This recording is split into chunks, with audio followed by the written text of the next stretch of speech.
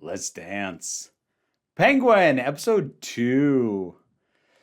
I'm still really liking this show. I'm still liking this a lot. They are really doing a great job of making it clear that Oswald, he's not necessarily the world's best planner, but he might be the world's best improviser. Like, he comes up with decent plans. They're not, they could work, but he is so good at adapting when stuff goes south or it doesn't go the way that he intended it to. He has to do that repeatedly across this, and it's in a way that I buy it. Like, it's really hard to convincingly depict an adaptable character because you run the risk of making it look like it's just Diabolus ex machina. Like, they just know everything somehow. They're just magically able to get away with everything. Characters like Xanatos from Gargoyles have a tendency to fall into that. Xanatos actually didn't fall into it as often as you'd think, but he's the example that's coming to my mind. Like how are you coming out of this okay? But honestly, we see enough of just watching him work the moment and seeing him make decisions in the moment that he believes it's the best choice he has under the circumstances, and sometimes it works out in his favor, sometimes it doesn't yet, but he keeps adapting to the now altered situation, and then it does later. I'm really enjoying watching him just work these people. And I also like, continually, nobody really trusts him, which is the other trap that you can fall into with like deeply untrustworthy characters. Like, why does anybody trust him? Well, nobody does. But they need him for various reasons. The Maronis initially think they can get something out of him, but even after he screws up, he's still valuable because of what he can get them from the inside of the Falcone family. So he's still valuable enough to not be worth killing. When it comes to Sophia, she rejects him outright. She doesn't trust him, but then she not hooks up, that's the wrong term given their relationship, but links up, and like it looks like they're going to start working together at the end. And it makes sense because she wants her fair shot at the crown and nobody else is on her side, but he is. Now, I don't think she's foolish enough to actually trust him, but I do think she knows he's the one person with an actual inside track who does want to shake things up and take down who's currently in charge. But that's also the mistake that everybody's making. Sal Maroni's making, the rest of the Maronis, the Falcone, Sophia. They all think, yeah, he's untrustworthy, but I can predict the way he's going to act in his own best interest. So I can use him anyway. You can't.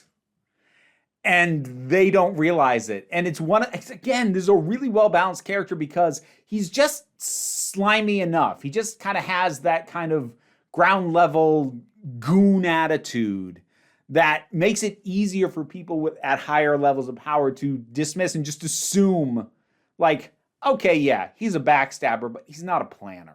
Like, this guy, really? And that's what they miss. And that's why they think they can predict him. They think they can control him. They think they can guess his next move and get ahead of him and still get use out of him, and then end up in a real bad situation. Can we take a second to talk about the stabbing that happens in this? That was visceral as hell. That was uncomfortable. Like, it worked, but that was something. We're getting a bit more with his mother, who obviously is, not in a great place mentally. He's also Oswald is very good at casually lying because he tells his story about his mother to Sophia and he says his mother's dead. That's going to bite him in the ass later. I freaking guarantee it. It does make me wonder, is he someone who can keep track of his lies? Because that ultimately is what unravels most liars, at least in reality. Fiction doesn't always depict this well. But the thing about being a liar is it's really easy to lose track because you have to not only remember what actually happened, but you have to remember the lie and the fake version that you told, and you have to keep them separate and remember which one you told to who. That's a lot to keep track of, and I'll be curious to see how good he is at that, or if that's where he slips up, that he got a little bit too casual with a lie like saying his mother was dead. So I'll be curious to see how stuff like that pans out. The stuff with him and Vic, still good. It was stronger last episode, but it doesn't get as much of a focus here. Although we are sort of getting this look at, like, it is an abusive relationship. Oz is abusive towards Vic, but in a way that he really thinks he's helping. Not that I do not say that excusing Oswald in any way, shape, or form, but it makes me buy, like, he's selling that character that thinks this is how you toughen somebody up. This is how you get them to learn, and why Vic is being pulled deeper and deeper into this. So that's all working really well. The stuff with Sophia is really interesting. I was really terrified because there was a energy in the air with her scene with the shrink, and I really, really worried that he was either going to try and take advantage of her or they were going to start making out. They didn't. I'm still a little bit nervous that that's going to happen or that's going to be a reveal. That's going to tick me off.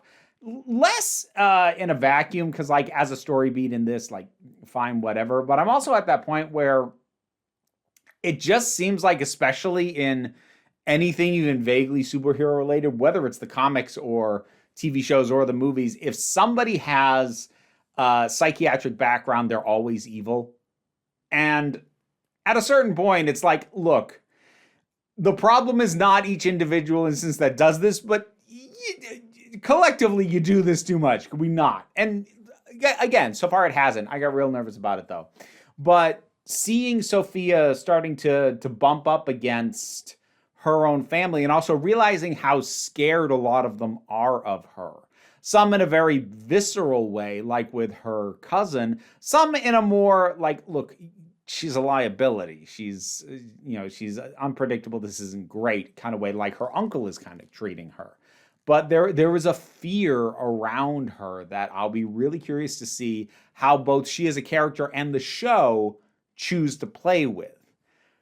This is great. This is really great. I'm having an absolute blast watching this scuzzy little slime ball scramble his way to be the king of the mountain of garbage. Like, yeah.